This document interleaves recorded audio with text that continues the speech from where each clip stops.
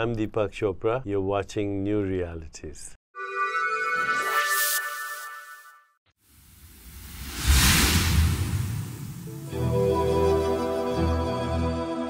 My name is Alan Steinfeld, and my program is called Newrealities. Each week I go deep into the understanding of how we can start to change the planet, how new ideas can be presented to the world to unfold a greater civilization. Welcome to Newrealities. I'm Alan Steinfeld, and I'm sitting here with Robert Sachs, who is a practitioner of Ayurveda, but he's also integrated Tibetan medicine. He's a social worker. He's the author of how many books? Seven books, including The Passionate Buddha, Rebirth into the Pure Land, which I think we'll talk about a bit. The Ecology of Oneness. That is your latest book. That's the latest one. And this is about what exactly? Basically how we live in a cooperative universe, and as we include and become more inclusive in our perspective, things seem to work better. And then Buddhist Masters, which is a great series of interviews with people like Robert Thurman, an introduction forward by the Dalai Lama himself. And Becoming Buddha, which everybody wants to do. It'd be useful. Awakening the wisdom, compassion to change your world. Yes. But, you know, let's take a big look at this. I mean, you've been interested in the West, macrobiotic, the Eastern philosophies. Are things changing now? Do you see a big change in Western consciousness, spirituality, health? Well, I think what's interesting, Alan, is this. It's a conversation that is very pertinent to the time. And this is the reason why I wrote The Ecology of Oneness. And it was in the context of the interviews that I did with all the various Buddhist teachers, where we were looking at the next 50 to 100 years as to what's going on the planet. Right. And what I would say is that by and large, the Western teachers were kind of optimistic from the standpoint of, we've got the internet, we've got all these, all sorts of things that are in terms of knowledge and information, which are beginning to share in a much more broad way. Yeah. The fact that there is so much more transparency, which is not necessarily what let's say clandestine organizations or political institutions like, right. But there's a lot more transparency, so there's opportunities. And then, so they were very psyched or inspired by the Western teachers. Yeah. But the Tibetan teachers like Kunzik Shamar Rinpoche, Tarthang Tulku Rinpoche, Joan Halifax, Robert Thurman, getting back to the more Oriental ones, they were a little bit more skeptical. And the reason why they were more skeptical was they said, in the history of this planet, we've seen this before. I don't know if that's true, though. Have we? Let's put it this way. If you begin to look at the fact, for example, we in the West had the idea of the Buddha Sakyamuni, right, from 2,500 years ago. Right. If you understand that the Buddha Sakyamuni is the fourth historical Buddha. Okay. The third historical Buddha was a Buddha by the name of Kashyapa. Oh. Kashyapa lived 18,000 years ago. I didn't know that. In Afghanistan. Oh. Okay.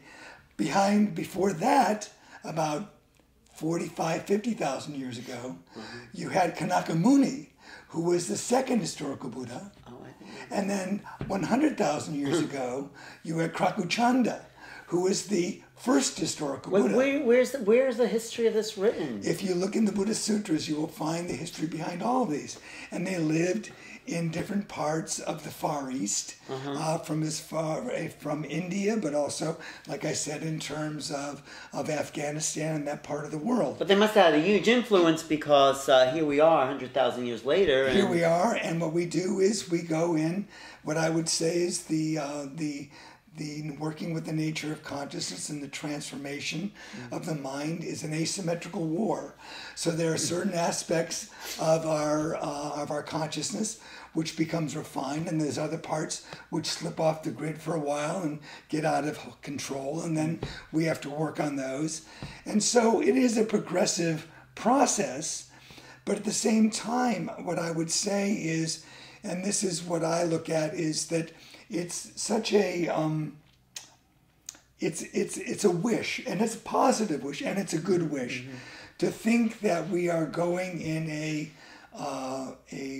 really great direction with respect to the Aquarian vision of the world. Yeah, an evolutionary direction. I mean, it seems like the internet is an evolutionary tool. Yes. For oneness, for the absolutely. ecology of oneness. Oh, yeah. Yeah, and to some extent, I would say it's a manifestation of, at the same time, where you have the idea of the indigo children, or you have people of consciousness who seem to be able to see between the veils of reality much more easily. Yes. So to me, it is a sort of like a technological manifestation of what's happening within the human psyche as well. So that is there. The issue that I have is, and this is where I look at, there was one teacher I interviewed for Wisdom of the Buddhist Masters, and he was an English Theravadan abbot. And he said that in the Theravadan tradition, there is the notion that we have entered a dark age, and the dark age began in 1956. Really? I was born that year. Yeah, okay, all right. And what's interesting about it is that was about the time when President Dwight D. Eisenhower started speaking and warning people about a military-industrial complex. That's true, okay? yes. And what they say about this dark age period, according to this one teacher, his name was Ajahn Amaro, or that's his name, is Ajahn Amaro. He said the idea of a dark age is, in the first 100 years of a dark age, is like a brilliant golden age. It's like suddenly everything becomes more transparent. So suddenly you had the Beat Generation, you had the 60s emergence of consciousness, you have the appearance of Indian and Buddhist teachers all over the planet, you have the strong interaction between Eastern and Western cultures. And then what you see is, in about 2006, you started having controversies. You started to have political intrigues, even within the Tibetan community and the various spiritual communities and the various kinds of crises, as well as the embarrassment issues that came up in terms of sexuality and teachers and all these kinds of things. So the idea was, about 50 years in, 2006, things began to kind of drop off, so that these things like the time of the guru and the time of all the proliferation of all these traditions has begun to wane more. You see, like, it's not as fascinating and as well presented as we were seeing before then. And so the idea is that we're still in a golden age. We are still where the opportunities, I mean, here we are, we're in this center in Weston, Connecticut, where this woman has created, Barbara Sain has created this amazing transformational like portal for people. And there are places that are like that all over the planet. Absolutely. More and more, yes. It seems. Yeah. And the idea is that there is an opportunity for people to really transform themselves, and at the same time to think that suddenly you're going to see the massive acceptance of organic food, or this. But we are. So organic food is in supermarkets now. It's at supermarkets, and at the same time, we're still dealing with the fact that the AMA and various sort of like more draconian organizations and institutions are pushing back very hard. There are physicians that are losing their licenses. Right, and there's GMOs and that don't want to be labeled and all that. Exactly. So what I look at is this, is that we work on this global vision. We work on trying to expand light as best we can. We work on ourselves and also try and make it so that we do not buy into or allow ourselves to succumb to the idea of any kind of Pollyannish vision of the future. I think that... Like, it's all going to be great and all that. It's all going to be great. No, we have to work hard for it. We have to work hard, and I think in many respects, it's like, I remember probably the best example of that was I had an opportunity to meet Rolling Thunder. Mm-hmm. He was an intense guy, wasn't Yeah, he? Rolling Thunder, and he came to Lexington, Kentucky, where we were living, and we had a chance to sit with him. And he talked about the idea of how a shaman goes through the world. Mm-hmm. And the shaman sometimes acts like the fool, acts like they cloak their light. And what they do is they move through, they transform what they can, but they also know not to suddenly decide that they're going to get on NBC News and start talking about the Hopi vision necessarily. Right. Okay? So to me, it's like, okay, how do you learn to develop? And this is where I go in the ecology of oneness. It's like with all this growth that is going on, how do you develop the mindfulness and the discernment to know where to shine, when to step back? How do you learn to become more effective in making the light available to people without creating a situation where we create more martyrs and more people being, discredited or whatever? It's kind of like, And how do you answer that question? How do we? What I think is you keep on developing your own mindfulness. You keep on developing your critical thinking skills, which to me means that part of this journey for every one of us is not only to be engaged in media, to be engaged in what is available to us in terms of the informational stuff, but there's got to be a way in which we work with the nature of our own minds to understand what in Buddhism is called emptiness. There's a very interesting quote that I identify with very strongly. It's a Zen master who said, "The great way is not difficult for those who have no preferences." Right, the third patriarch. Yeah, third patriarch, exactly, it's Zen. And so to me, also, he said, "Do not look for the truth, only cease to cherish opinion." Okay? So to me, what it is sadly, or it's just the way things are, that there is wisdom available all the time. There are some people that, because of the refinement of their consciousness from previous existence or from their education, can turn to a wisdom tradition and suddenly find themselves inspired and move in that direction without a lot of hiccups in their lives. They just embrace it. They get it. Okay? Right. But for the most part, the best teacher on the planet is disaster. It can be. I mean, yes, it has been. But there are people I meet all the time who are having spontaneous awakening. Exactly. They read a book, they do a Kundalini meditation, boom. Well, this is where what you have is, when you meet the teacher when the mind is ready for the teacher to arise. That obviously it is happening more and more. Yes, it seems like it. Yes. And at the same time, what I would say is that, and this is something where you get to the background of this, is also to realize that oftentimes those stories in people's lives do come from a death in a family. The experience of like the appearance of an illness, which suddenly makes them have to confront the fact that it no longer works. Or they go to work and they watch, it's like I have a good friend who is now part of a sustainable community in the area where we live in the Central Coast of California, who basically stepped out of a job from Goldman Sachs, decided she'd had enough. She stepped out of a 6-figure salary. She had seen things were transparent. The veil had been lifted for her. And so she just stepped away. So that is occurring.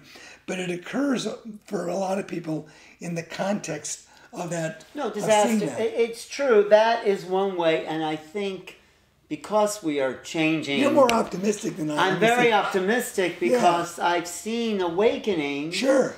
And it has come from disaster, or it can come because I think, and I disagree with tradition in a sense, because I don't know if the past can actually predict the future. Yes, if there's a great oneness of consciousness, perhaps, but I also think the future's being created. Yes. And I think we're moving, this is just my opinion, into an unknown territory. And I think there's a vibration, not to be Yes. too New Age, but there's a vibration that's lifting us up to a place we haven't been before. And what I would say in that way, Alan, is this. Does that, because thought precedes manifestation. Yes, I Okay. agree. Yeah. So then the question becomes this. It's kind of like the idea of how I describe it is, it's like jumping off a cliff and having an epiphany that it was the wrong decision. Mm-hmm. Well, yeah. Okay, all right? Okay, yeah. But meanwhile, gravity has its way with you. Okay? Yeah. So maybe that lesson goes into the seed consciousness of your next life. Okay? So what I look at is this, is like, and for example, in Buddhist tradition, you have the tradition of the Kala Chakra Bodhisattva, or the Kala Chakra Buddha, who looked at the idea that in terms of the realm of Shambhala and in terms of the evolutionary process that we're going through, that this dark age would continue until a point at which people look around and go, this doesn't work. Well, they're saying that now. And there's a sufficient number of people that are in all sorts of strata of society. Now, the thing is this. The question becomes, do we, in our lifetime, have to see that? Or do we, in our lifetime, have to keep on projecting our light towards that vision? Because to me, that's what becomes important. If we get too excited, or if we get too hooked on the idea of what the vision could we get ahead of be, ourselves, yes. what ends up happening is we start short-circuiting that process. Now, the thing is this, and this is where you start getting into the, this is sometimes, I remember at one point, this was described to me by a high Tibetan Lama, and it was like the idea that clans and families and societies have their own karma. And sometimes what happens is that in the context of those structures, things move very, very slowly. And what you do is, let's say you know what you'd like to see, but what you can do incrementally is just change one little bit of it. What you do is you lessen the karmic load. You lessen the way in which suffering is being created by this or that society, so that there are these positive movements that you see. But then we go, well, why can't we go for broke? Why can't we just make it all that way based on that vision? The answer is because the collective way in which those karmic patternings are makes that difficult to occur. But that doesn't mean that you don't keep going. There's a whole story in terms of the idea of what, there's a wonderful book. It's called The Wheel of Sharp Weapons. Okay, is it Tibetan? It's a Tibetan book. There's a book about it called The Bodhisattva Way of Life, which is the Bodhisattva Charyavatara. That's the Sanskrit name for it. The Wheel of Sharp Weapons, I don't know the Tibetan or the Sanskrit name for it, but it was written as a compendium to the Bodhisattva Way of Life. And in the beginning, it talks about the idea of what a bodhisattva is. What is a sort of like a messianic, positive, forward-thinking human, okay, that thinks more of the world around them than just themselves. Right. And the idea is that that a bodhisattva is someone that can walk in the world and not be negatively influenced by it. He says they're like a peacock. Peacocks wander through the jungles and eat poisonous plants, and they don't get bothered by them. In the same way, bodhisattvas are like peacocks walking down the streets of New York. Okay. Okay? Yes. So the idea is that you go into that situation and you just keep on lightening the load. You keep your mind focused on what you want. You keep on trying to extend light without succumbing to aggravation, without succumbing to frustration, without succumbing to depression. That's why I wrote the book, Becoming Buddha. It's like these are the small lessons we need. We need to have these things because as we step into these things, we need we need to be aware of it, you know? And in that way, it's like what, or how does a bodhisattva or how does an awakened being act? If you're in a relatively comfortable environment and you can work with the transformation of thought patterns for people, that's what you do. But I'm reminded of when Mother Teresa said to a starving man, God comes in the form of bread. If he has one moment where he's somewhat satisfied, he's no longer thinking in a desperate way. And in that moment where you suspend his desperation, there's a possibility that a positive thought emerges. So for him, getting him fed may be the first step, rather than saying, you know, your suffering is the result of your karma. It's like, you know. Right, that's the negative side of karma, of these understanding. Exactly. So you're saying it's not possible to wipe out karma and the history of lineages and the thought forms that have oppressed humanity. We have to do it slowly. Or it's being done slowly. Not that it has to be, but it's a slow process, the evolution of humanity. Is that what you're saying? Well, I mean, at the same time, what we're looking at is, and this was very fascinating. It's one of the things I mentioned in Ecology of Oneness. I met a really wonderful teacher by the name of Namgyal Rinpoche. Okay, so Tibetan Buddhist teacher, but his story is that he was a Presbyterian minister. Why not? He was a Presbyterian minister, and what happened was that he had studied comparative religion, and one day he woke up and realized he understood Sanskrit fluently. Really? Without even studying it? No. Okay. So he had a bit of a flip out, and he decided he needed to go to India. So he went to India, and he went to Sikkim.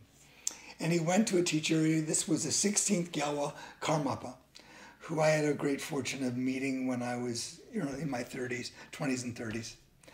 And he came to this monastery in Sikkim and walks in. And the Karmapa looks at him and goes, "Oh, you're back." He goes, "What do you mean I'm back?" He goes, "Well, this is who you were in your past lives. Now you're back." Brilliant teacher. He used to take people on cruises, on luxury cruises, and teach them Dharma, teach them meditation. Did he remember being back once the teacher reminded him? Yeah, absolutely. So he what he was talking about was the idea of an Aquarian Age. And he said, which is what I'm all about in a way. Yeah, and he said the Aquarian Age has two sides to it. The Aquarian Age, one vision is where there's massive transformation. And he said that between the various ages, like you're going from what are called the Golden Ages, the Silver Ages, and the Bronze Ages, which we're now in a Bronze Age according to Ayurvedic or Indian astrology, Jyotish. Yeah, some people say that. We're in the Bronze Age, okay? Is that the Kali Yuga? No. Well, Kali Yuga is a dark age, but we're still in a Bronze Age. And the idea is that what he was saying in terms of our Western idea of Aquarius was that the Aquarian Age could be massive transformation, or it could be a time where there would be increased bureaucratization, which is what we're seeing in draconian ways of dealing with things, and at the same time there would be pockets of light, which is what I describe in the Ecology of Oneness. And that's what I look at is this, for example, where we are, Life Balance Center in Western Connecticut, is a pocket of light. Right. It is a pocket of light. And what it is you keep those beacons alive on the hillsides, because as people realize that the habitual, the preferred cultural paradigm is no longer working for them, they need to know, they'll say, well, what's next? What's possible? And suddenly they will see these lights in the hills. They'll see these lights down the road. And what will happen is they will come, and I mean, my wife Melanie and I see this all the time. We've had it where when we were running meditation centers, and we'd have high teachers there, and we'd have homeless people arrive and go, "We just saw the light." It's funny. And they just show up at the door, And so to me, it's like there needs There needs to be that. So it's like I'm not saying, would I like to see Whole Foods be the mega company of the way in which food is produced in the world? I absolutely can hold a vision of that being possible. Well, Okay? it is changing. I mean, It 20 is years changing. ago, no one heard of Oh, it. no, not at all. I mean, Yeah. you know, we now can eat coconut ice cream. What's that about, okay? All right? You know, my kids had to suffer with brown rice. Right. Okay. Right, Okay. but so there's a change you acknowledge, Oh, of course. oh, because totally. And you're saying there's more possibilities of containment. What my personal way of approaching this is that I want it, the more that you work with the nature of your own mind, the more you continue to deepen your meditative understanding, the more you begin to understand that nature of emptiness, which, interesting, the nature of emptiness, a good friend of mine, Lama Ola Nudal, once said, you have a grasp of emptiness when you can think of others more than yourself. That makes sense. Okay? That what happens is that as that develops more, suddenly you have fewer enemies in the world. Suddenly you begin to be able to be the friend to someone who you thought was adversarial to your situation, because suddenly you're developing an openness in your state of consciousness that allows for there to be an interaction. And therefore, in the tolerance and the compassion that is developed, you begin to see these transformational states. So to me, it's like what you're saying. I don't want people to rush ahead. It's like, okay, these things are here. This means things are changing. The answer is, yes, they are. And still chop wood, carry water. Right. Still do your homework. If you jump ahead and say, now I've been to a workshop over the weekend and now I know everything's good. Right. You know, it's kind of like what happened when, and I hate to use a political example. That's okay. But a political example was that I was flying into London when Barack Obama was elected president of the United States. So 2008. And then a few days later, I saw him come out of the White House for the first time. He came into the White House, and the BBC was showing him come out of the White House, and he looked totally ashen. He looked like he had just the veil. It's a lot of karma to take on. The veil had been lifted as to what he was going to be dealing with. And what I said at that time, I wrote a little note that is in Becoming Buddha, and it was a letter to Barack Obama. And I said, we are really happy that you're here, but we are going to hold your feet to the fire the whole time, because we realize what is you're dealing with. And unless we keep vigilant to this process, nothing's going to get done. And I really believe that what happened was that the progressive movement in the United States went to sleep. Because Barack Obama was... Yeah, and he got the Nobel Peace Prize, and wasn't it going to be great? Which was ridiculous, of course. Of course it was ridiculous, but at the same time, people can have that state of mind where they think, then when that happens, this means everything's going to be great. Right. And what it means is, no, we still have to chop wood, we still have to carry water. So for me, that's what I want to see people do. I want people to hold on to that vision. I want them to feel the possibility of that light. But it's almost like I want people to be streetwise about it. You have to have your street smarts in this situation. Yeah. I mean, what you're talking about can be compared to systems, complexity theories, you know, when a system is at a certain level and more elements come added into it, it has to go to a higher level of complexity, but it has to collapse. It has to restructure itself. So either it restructures itself and it doesn't succeed because it doesn't have enough elements in place, or it does restructure itself and a new level of operation can come into play, and you never know. Are there enough people pushing from underneath to create a higher level of awakening in consciousness? Well, it's kind of like the idea of the 100th monkey principle. I get when does that happen and at what level? And to me, that does occur. So when you're talking about greater levels and this whole vision of light expanding, the question then becomes, okay, does that manifest itself initially with all the monkeys living in accordance with it, or do they first get the inkling of something which they then act upon? So to me, what it is I do believe that what's going on is, and it is funny to watch when you see, my own teacher kind of pushed me back. Who was that? Kunzig Shamar Rinpoche. He pushed me out into the everyday contemporary world. I'm sort of working outside the context of the Buddhist communities right now based on his blessing and encouragement.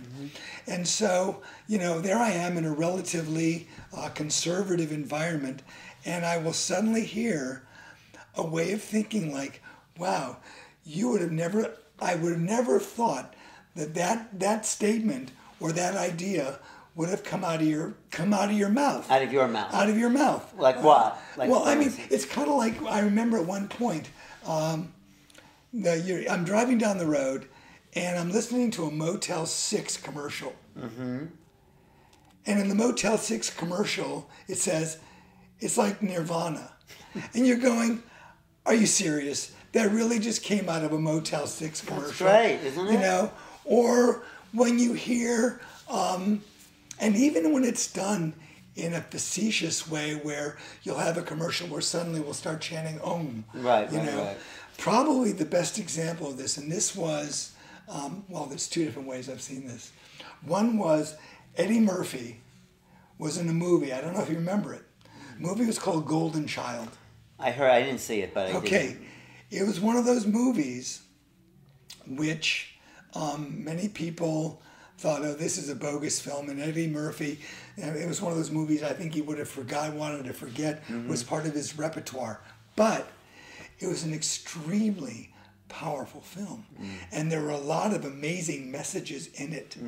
And this was actually in keeping with the idea that in the early 1980s, one of the Tibetan teachers said that he really wanted to see Buddhism or Dharmic ideas have an impact on the black community, which is more and more present. You see the principles of mindfulness within, you think of Van Jones it's like, exactly, you're seeing the various communities pick up.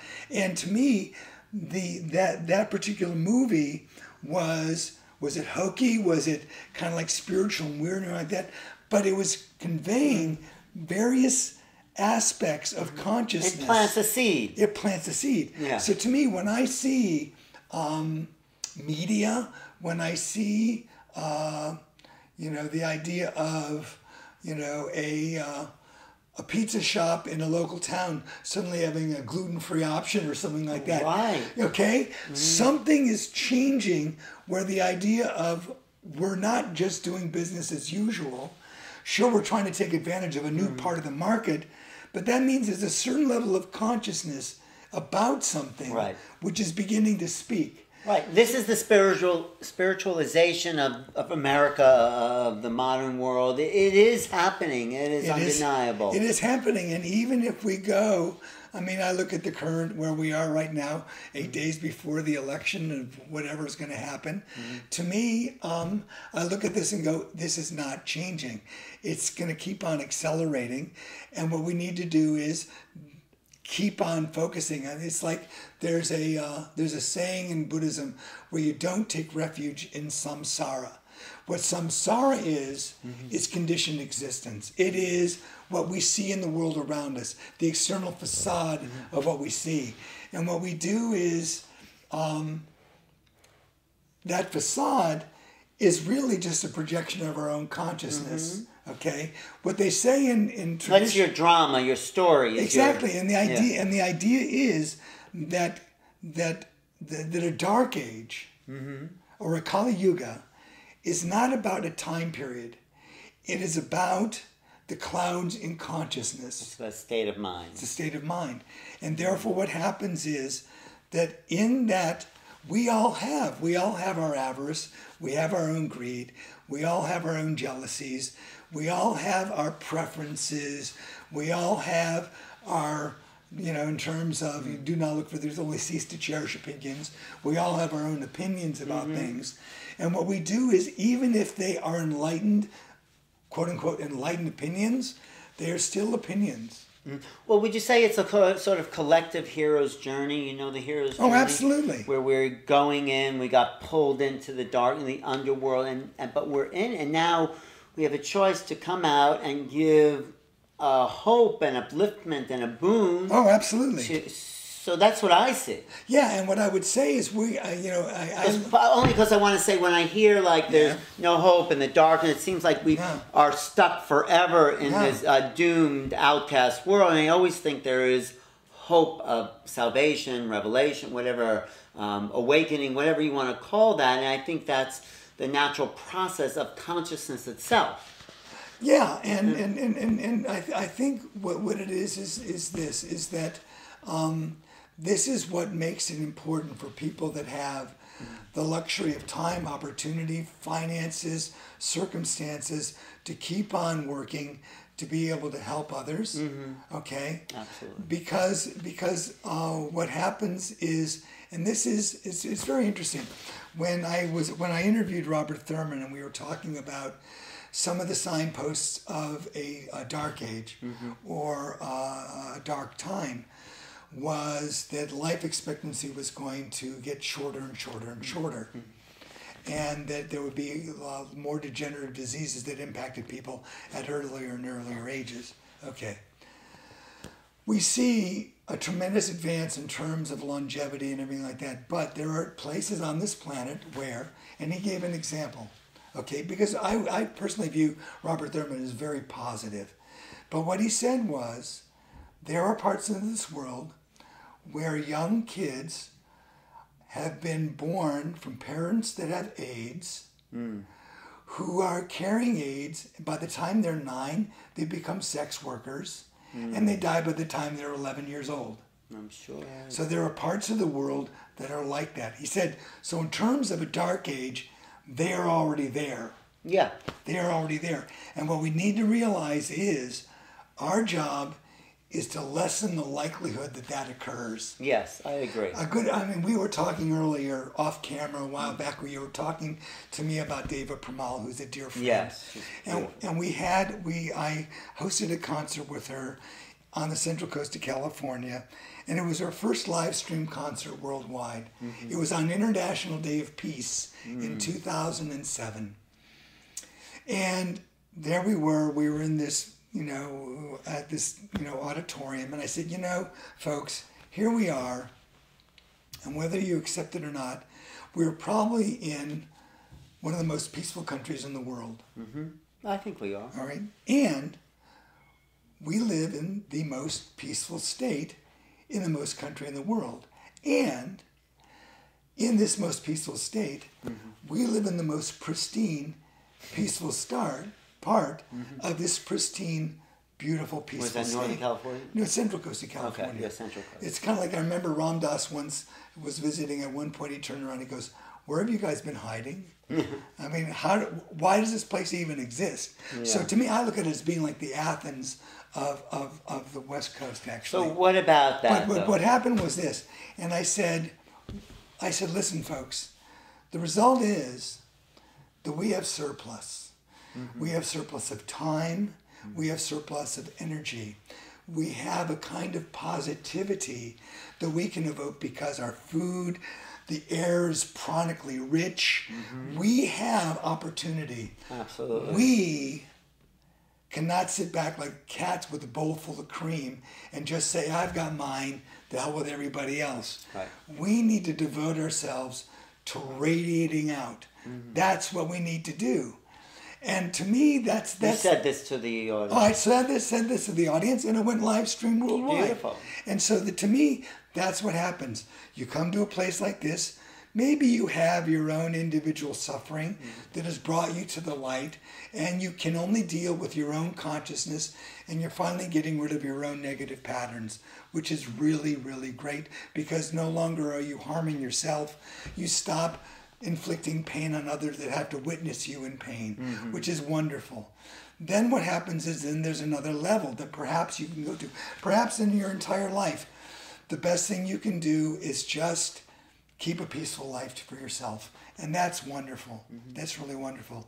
But if you begin to have a little bit more surplus, a little bit more time, and you can step out of your door and work on a soup line, or donate to somebody, or help somebody out, eventually you begin to understand that in that state of mind, surplus builds more surplus. Is this the ecology of oneness? This is the ecology of oneness. This is the essence of this. That the more we do it, the more it occurs. Is it happening? Is it working? Are people sending out the surplus of energy to the... I think so. I really do. The thing is, we live in a very, very, I believe, a very cooperative universe. I believe that there are, what I say to people is, I don't care what you believe. You can engage God. If you believe in a single God, you can engage in a single God. If you believe in a pantheon of God, find out what these gods do, because gods rule the seas, gods rule the lands, or such other things. If you believe in pixies, if you believe in fairies, they have their roles. If you believe in trolls have their roles. Right. Everything like that. The idea to me is this. So as you begin to work with your own consciousness, overcome those dark spaces in yourself, you then learn how to engage what was frightening for you. You learn to engage what was the more challenging edges to your life. You begin to be able to be more receptive to people that were harder to deal with and encourage them in the same way. But did this understanding come about because, what's that book? You've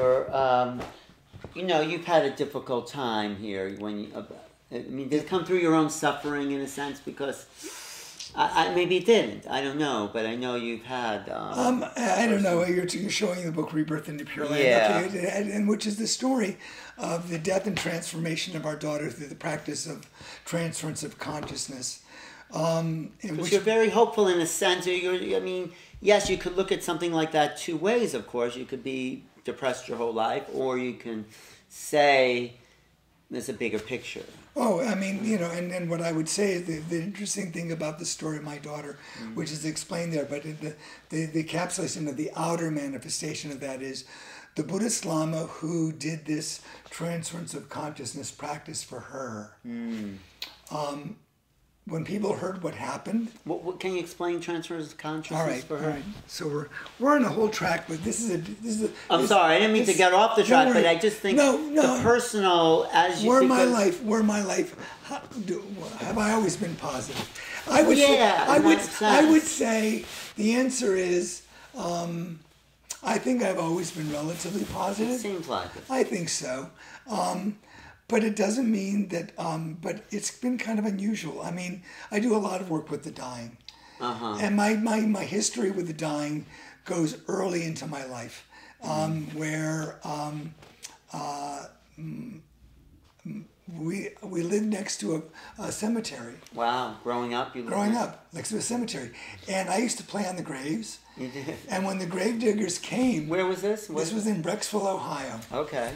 And when the grave diggers came to prepare another site for a grave, I'd ask them to throw me into the grave. You would? I would. I'd jump in.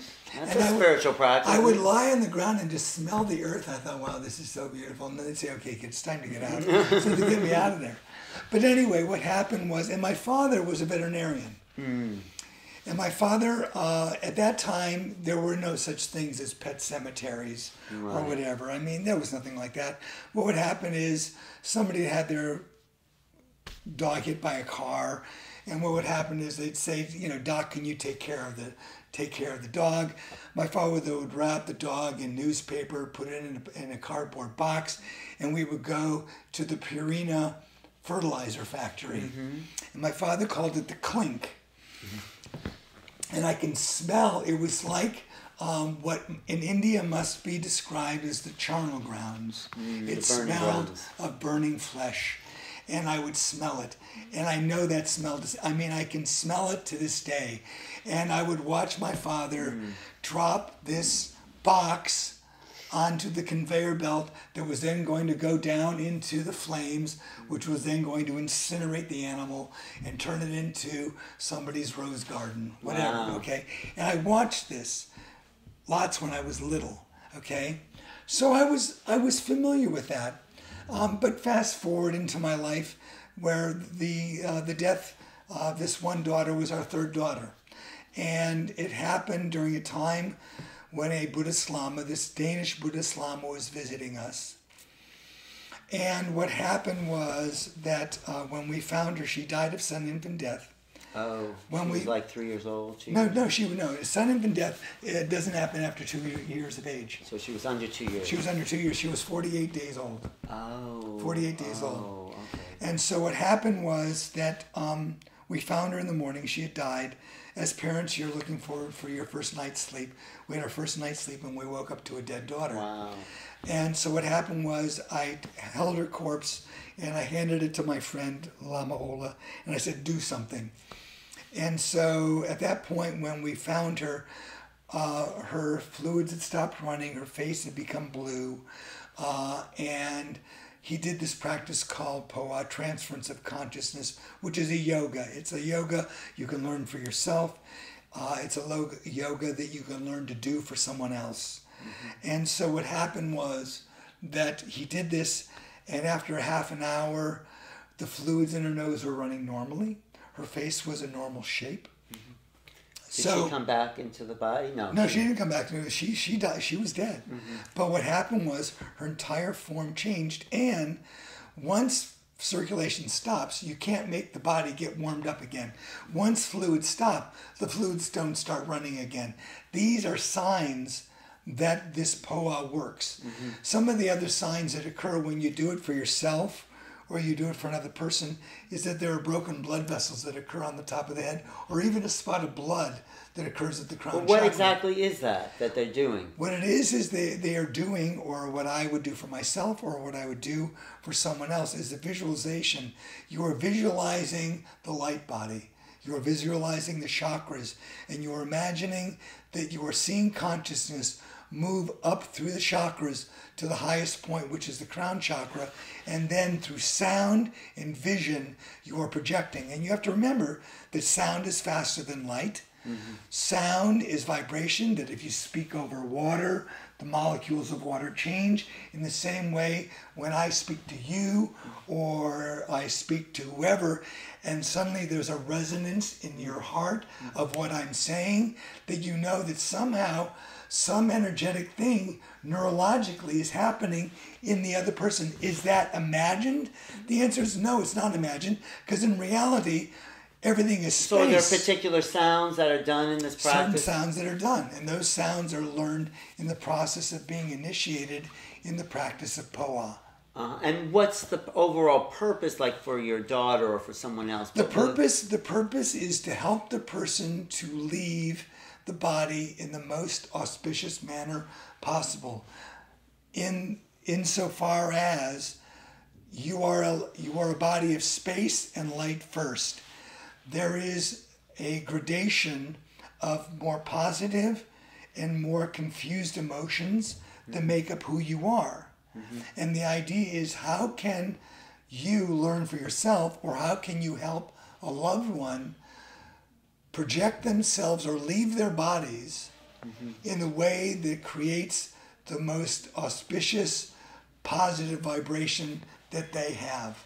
That they can, that purity of consciousness. That purity of consciousness. And so that's what you focus on. So it's an absolutely beautiful practice. It's a beautiful practice to do for oneself, and you learn it in retreat situation. But I mean, what's nice is, I mean, the one person that did make it very available to people as a sort of like an exercise is Sogyal Rinpoche, who wrote the book, the Tibetan Book of Living and Dying. Yeah. In that, there's what's called a POA exercise. It's not the POA practice itself, but in my book, Rebirth into Pure Land, I give that practice. But it's one of those things you can learn to do. So what you do is you imagine, if you are Christian, you can imagine that what's happening is that you're seeing your loved one, their consciousness move into the heart of Christ, or to the heart of God. You want to see who is your source of inspiration, and that's where you wanted that person to go. I mean, the reason I brought that up is because that individual darkness, death, it can be like, can we expand that to the oneness of the human race and see how we can take the rebirth into the Pure Land as a collective humanity and see if we can travel to a place where we are unified in consciousness, because we're really all one mind. Does that make sense? So how do we take like the individual practices of going into that, in a way, dark time, that death, and out the top, and rebirthing humanity to be in the Pure Land, so we can live in a culture of Pure Landedness? I think there's two different aspects of it. One aspect of it is to study and understand that that's really true. That we can. That it's possible. No, it's not. It's not that we can. It already is. It already is. We're already there. We are never separate. We are really never alone. Okay, we're not separate from God in this moment, no matter how. We're never not in the Pure Land. We're never not there. Right. Okay. We just have to wake up, which is what it's about. We have to wake up. So the idea is the Pure Lands are here. The emptiness nature of your mind, the purity of your mind, the fractile of God that you are, is always. The issue then becomes, what do you do to connect that? And therefore you have, in all wisdom traditions, you have your practices and you have your contemplations. Okay? Your contemplation is to begin to deconstruct reality, to understand the nature of that metaphysical truth. That's the metaphysical truth. That's what's going on. That's where we already are. Okay? As long as we don't believe we're there, as long as we are clouded by our ignorance, our attachments, our aggression, our jealousy, our confusion, then what ends up happening is we keep on thinking that we're separate. Okay? So, we need to first grasp that we're there. We need to metaphysically understand that. But then we need to do the homework to make it possible for us to transform those negative emotional states. And otherwise, what we do is we end up creating these pecking orders and in crowds of people who think they know what it is. Right. And then you need dispensation. Well, some people say religion is that pecking order. I mean, it can be. Of course. What it is it's like, can you do this for me? And the answer is no. It's like this. There's a saying that a good teacher is someone who rows you to the other side and then burns your boat. Exactly. So you've got to be able to get back. You need to be able to go back and forth of your own accord. Now, some people need that help more, and that's fine. And some people learn that they, at some point in their journey, they get encouraged to do it on their own. My own teacher, for example, at some point, really pushed me out of the nest. It was like the baby bird, it was time to fly, and it was like, it was a joyful moment. It was really wild. I mean, everybody was freaking out when it happened. It was like, wow, that felt so good. I felt so happy that he did it. Because a lot of what it was, Alan, was this, is that it is very, and I think this is, I mean, it's interesting.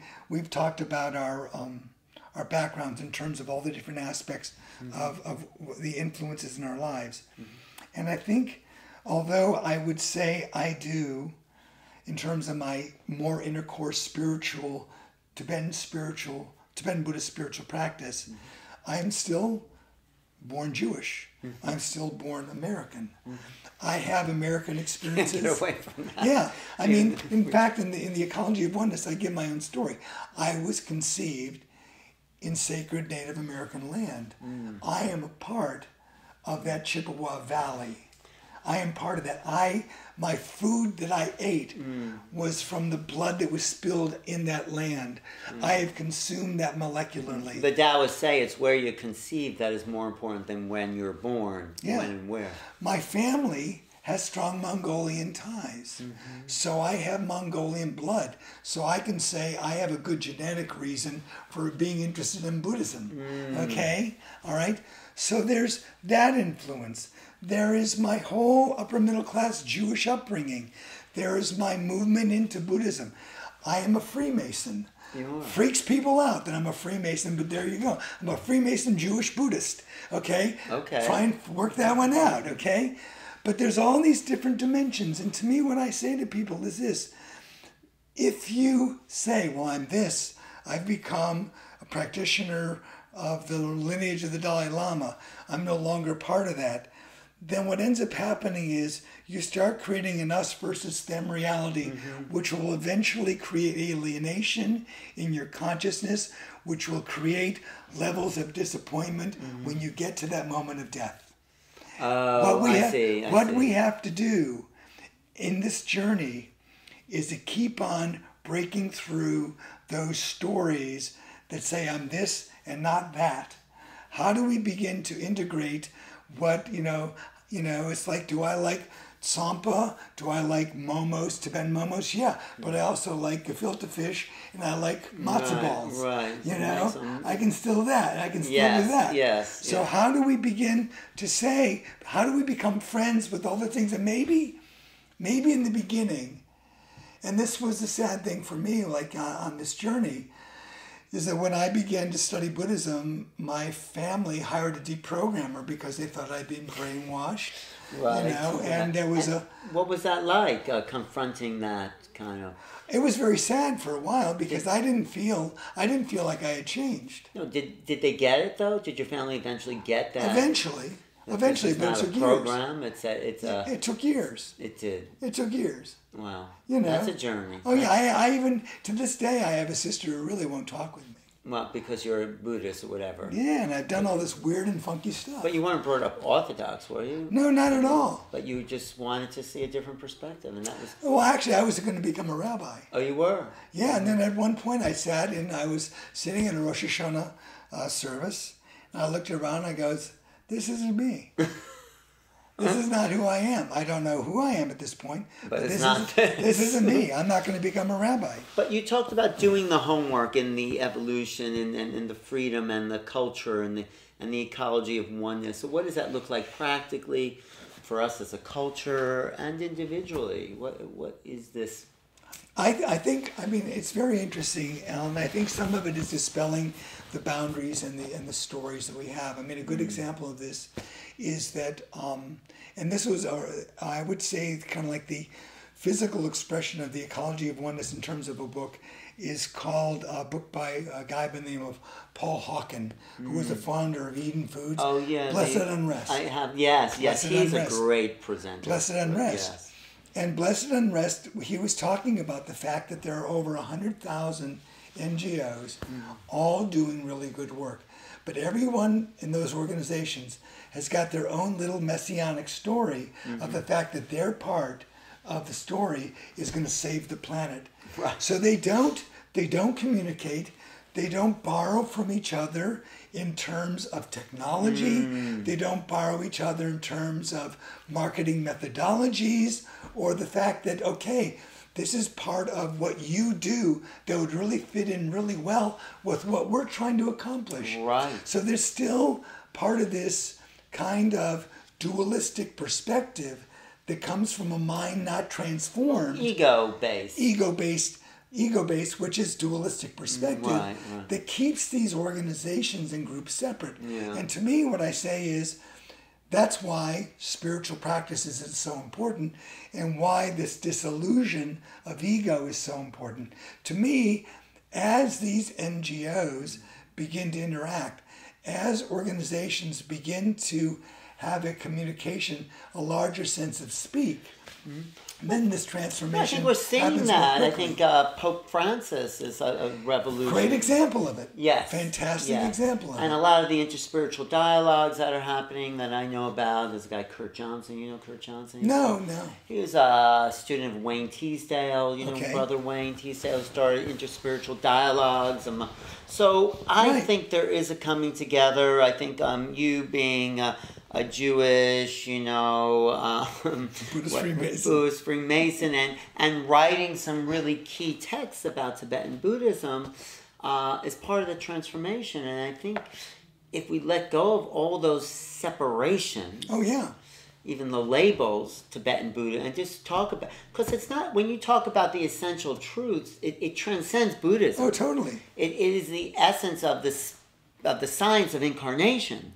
You Well, know? I mean, what I try to explain in the Ecology of Oneness is really Buddhism is not a religion; it's a mind science. It's a mind science, but there's something even beyond.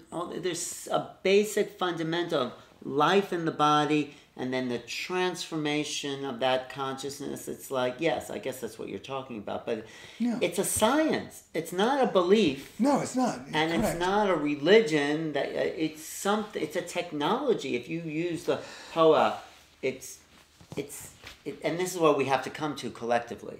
Well, I think a lot of what you're alluding to, Alan, is the idea of that really what tends to happen even in these sciences. A good example of this. This is a great example, actually. A few days ago, I was having a conversation, and a friend of mine was talking about being in Thailand. Okay. And he was talking about, they have all this belief about ghosts. They talk about ghosts all the time in Thai tradition, and that's so archaic and so antiquated. It is until you meet a ghost. So superstitious. And I said, no, wait a second, okay. I said, so you're an Episcopalian, okay, and you believe in angels, okay, all right. So here we have one culture that has non-visible beings that are dealing in their culture, and you have your own non-visible being in your culture. Okay, Yes. so once you begin to, and you can take it in the realm of spirituality, but then you can even start talking about it in terms of quantum physics and the idea of quote-unquote psychic phenomena. Where does this stuff come? When you realize that, every atom, most of what atoms are is space, okay? And they all have light. And the idea that, for example, a person could pick up an object from 50 years ago and feel impressions of that object from 50 years ago and be able to tell the story. Because what it is the molecules that are in that book or in that piece of wood or in that stone or in that piece of furniture, there are stories embedded in the molecular emotion, structure. feeling. Exactly. I've met experts who can do that. I don't doubt that. Exactly. And so to me, a good example of this, there's a physicist by the name of Patrick Flanagan. I know Patrick. All right, Patrick. He's a wild guy. Patrick's a wild guy. And I remember he was talking about tensiometers in laboratories. It's a great example that a tensiometer measures the surface tension of water, okay? What's interesting about the surface tension of water, you put a tensiometer resting on a surface of water. What happens is if someone walks into the room, the surface tension of water will change. Oh, really? What that means is the water's already beginning to have a relationship with you the minute you walk into the room. I know another guy, I forget his name. I think his name is Michael, but I forget his full name. But he invented what was called the Genesis machine. The Genesis machine was a series of very sensitive biosensors that you would put under a massage table.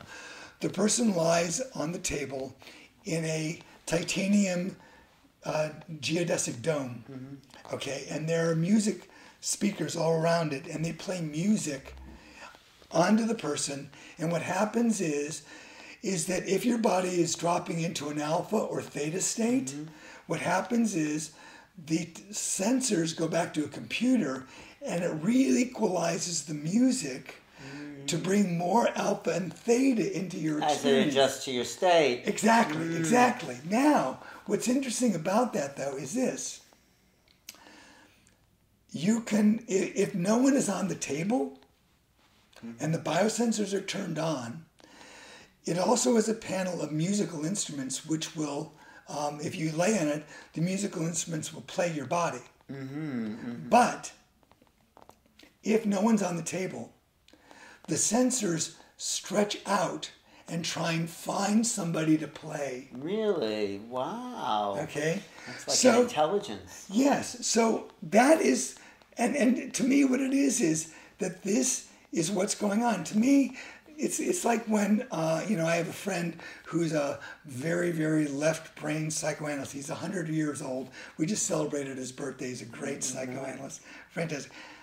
Thinks that, psychic phenomena, all this stuff is a bunch of bunk. But now, as he understands that he's very close to dying, and he's made me responsible for his corporeal existence at this point. We have these conversations about things that he never would talk about, because we're talking about the subtleties of psychic energies and things like that.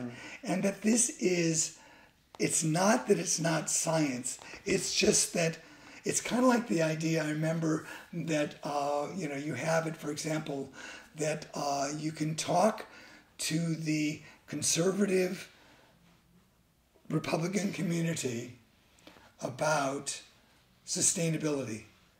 You cannot talk to them about global warming. It's language.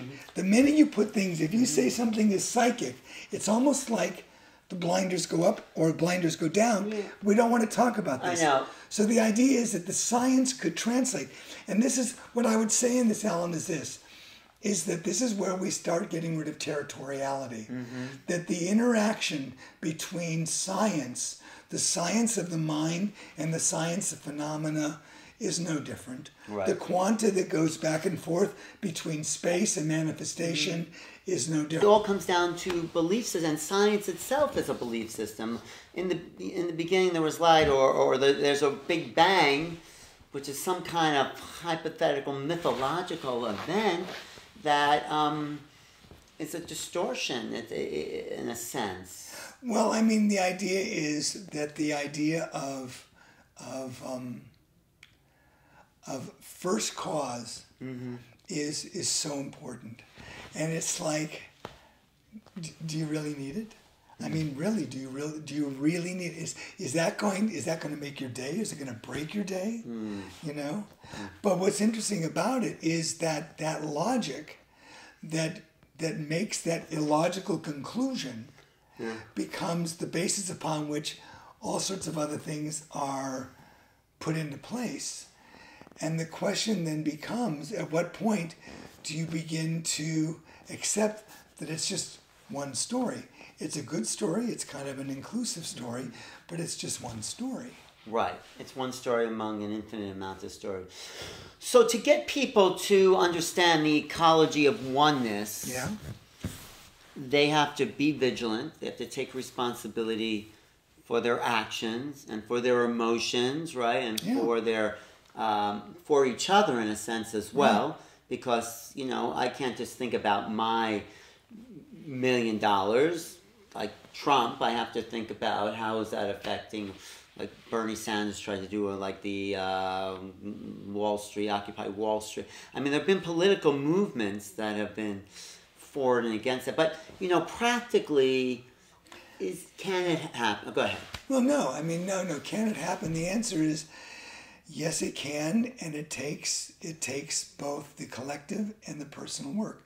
The collective is creating the environments in which that personal work can take place. Yeah. And so to me, I mean, it was really kind of funny. I remember with the Occupy movement, And I went down to Wall Street. I saw what was there, and then my wife Melanie went over to see the Occupy movement in Philadelphia. Mm-hmm. And I was involved with it where I was in San Luis Obispo. And what was happening, what I was observing was that basically what fragmented it mm-hmm. more than anything was that, well, it's all about this, and it's all about that, it's all about that, it's all about that, it's about that, it's about that. And what happened was that it's like, okay, listen, you know, you could be a little bit Republican about mm-hmm. this. Mm-hmm. What you can do is this. On Monday, let's talk about environmental issues. On Tuesday, that makes sense. Let's talk international issues. On Wednesday, let's talk about national issues. Mm-hmm. On Thursday, let's talk about state. On Friday, let's talk about local. Mm-hmm. And what you do is you have it so that there are these talking points that go out so that when the media comes, and so, for example, a good example of this in San Luis Obispo, where I lived, was mm-hmm. that a guy thought that part of the conversation about the Occupy movement was the fact that he owned a cigar store mm-hmm. and that it was unfair that the city had a ban on cigar smoke. Okay? Mm-hmm. So that became suddenly somebody standing out there thinking that, and because nobody could distinguish. So what do we do about that whole symptomology? Well, the symptomology is a manifestation of ego, the manifestation right. of the three poisons mm-hmm. which Buddhism tries to transform: ignorance, attachment, and aggression. Ignorance is not understanding reality. Mm-hmm. Attachment is preferring my view of reality, mm-hmm. and aggression is me pushing away your view mm-hmm. and me defending mine. And this is all ego. This comes down to ego. So if we were brought up in a culture that we realize we're not our story, then we'd have less ego attachment and a hope for this ecology of oneness, because we already are one. That is already me, there. I mean, that's this compassion, empathy. I mean, I think what's interesting is this, and I think also what we need to do in that is we need to be honest about our stories, and we need to relate to people who are honest about their stories. There is a way in which, when we have heroes on this planet, we have to airbrush their lives, okay? Like even politicians we're voting for. Politicians, exactly. Instead of looking at the darkness, the truth, the kind of negative stuff they've done, and acknowledging all of it, you're saying. I think we have to do that for everybody. I mean, a good example of that is, I write about it in one of my books, The Passion of Buddha, is if you really look at the story of the Buddha, mm-hmm. if you want to put it in modern context, mm-hmm. you could say, well, the Buddha walked out on his wife, mm-hmm. he walked out on his kids. That son of a bitch. Yeah, he was a deadbeat dad. Yes. But he was lucky because his wife and his kid mm-hmm. were in a palace. So to some extent they were on welfare. Mm-hmm. They were being taken care of. Mm-hmm. So he could go do his spiritual thing. All right? Mm-hmm. In the end, what happens is he and his son and his wife reconcile, and they become his son becomes a teacher, his wife becomes a devotee and a meditator. Mm-hmm. But the story in that is and what we have to realize is that even in the Buddha's enlightenment, what happened was he tried all of the asceticism and everything like that, and he realized he hadn't changed one iota of his mind. Even in enlightenment. No, he hadn't. He hadn't yet. He was trying all these things, mm-hmm. and nothing seemed to be working. Oh. He was just as miserable as he was in the beginning. I see. And then what happened was this young woman sat down next to him and said, "You look kind of hungry. Would you like a bowl of rice?" Mm-hmm. And what it said is that woman's kindness. So this is the idea of the male and female. That it was a woman who saved the Buddha from his own asceticism. So what happened? She said, "Would you like a bowl of rice?" Would you like something to eat? And he ate it. He felt better, and he was able to sit down and finish his journey.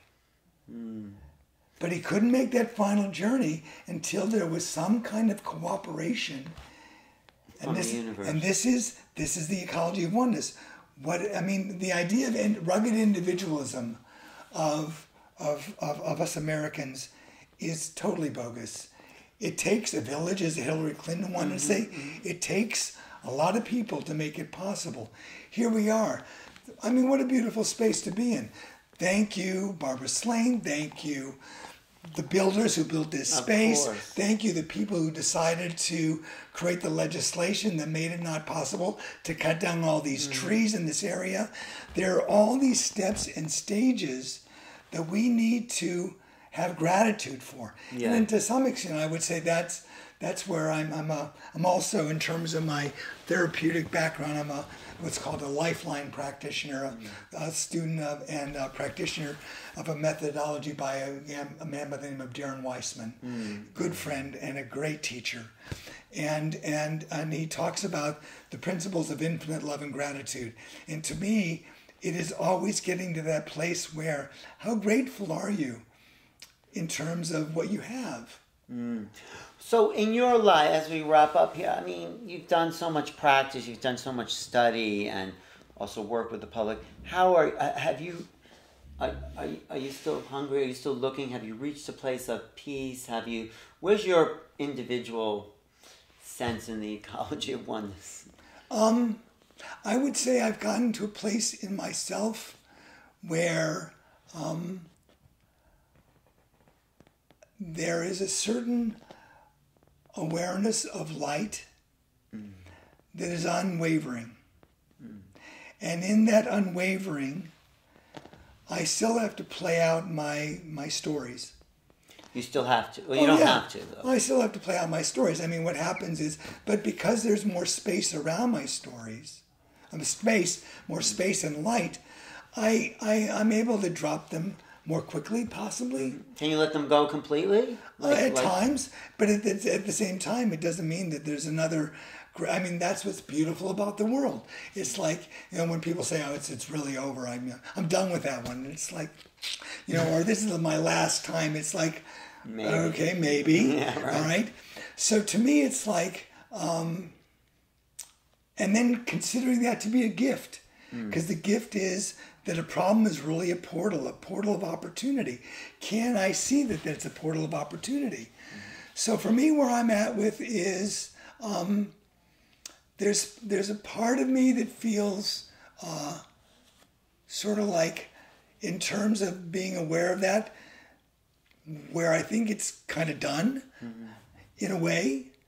And then there's all this aspect of my life where I work out things in my relationships with my wife Melanie, with my kids, with the people in my community, and I just keep on dancing with it. And what I would say is that because of my awareness of that light, and because I now realize the importance of gratitude and the importance of surplus given generates more surplus, I never feel empty. Except for the empty mind. Do I feel tired? Yeah, except for the empty mind. And at times, do I feel tired at times? Yeah, yes. I feel tired at times. But there's a place of you that knows this is not all there is. I mean, is that for sure? Is a place like this 3D physical world? Of course we're in it and it's beautiful and we love it, but do you know there's something more? Or what you could say is, this is all there is, and we don't see what is. That's true. That's the story of it was like in the Vimalakirti Sutra of the Buddha. It's like when the Buddha attained enlightenment. What they say is, it's kind of like when somebody attains enlightenment. It's like a cosmic blue light special. Right. Exactly. Okay. So what happens is lights go off, and it's kind of like when your cat feels like you're having a good day and wants to sit on your lap. Okay. But suddenly all the gods and goddesses and everybody goes, "What's going on?" So what they say is that everybody came to see the Buddha. And what happened was they saw the Buddha and they looked around and they saw people that were in one area, they were dying, and other people, they were sick, and there was all this warfare and all this stuff going on, and they go, "This place is terrible. How can you say that this is an enlightened realm?" And he said, "This is how the world looks to the confused mind. And then he did what was called the earth witness gesture, where he touched his hand down to the ground. And they said, what they say in the teaching is that the world became totally golden and light. And he said, and this is how it actually is. Until we do the work we need to do. And he took his hands off the ground. He said, this is how it's going to look. So to me, here we are. No, it is. So it reminded me of what Jesus said in the Gospel of Thomas. When you're really here, everything else is known. When you're totally present, those spaces, that golden world, everything is here. Everything is here. Vibrates with joy and held together by love. That's a phrase of a friend of mine. That everything vibrates with joy and is held together by love. Okay. That's the one I love. Well, let's keep it going. Thank you, Robert, Thank for you. your time and your studies and your Thank you. and your service. This was wonderful. This was Well, sitting on a couch having a conversation. yeah, and understanding your life as a scholar, but more as a compassionate being that is making a difference in the world. You know, it's not just... Well, that's what you're doing by just bringing cameras and just Right. sitting down with the willingness to do this for folks. Well, So thank I'm you. doing it for me first, and if people benefit, I'm happy. I'm doing it because I'm interested in the stories and the understanding of these histories, these lineages, these and also regular everyday people that have devoted their lives to something beyond themselves. That's what I really appreciate about you. That's Thank you. Thanks again. All right.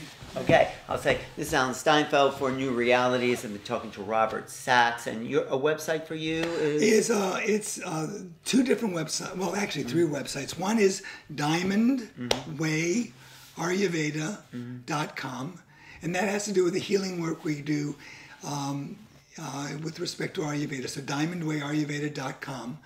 And then the book, it's called Ecology of Oneness. .com. There you go. Okay, thank you. The Ecology of Oneness, this latest book by Robert Sachs. Thank you for watching, and we'll see you next time.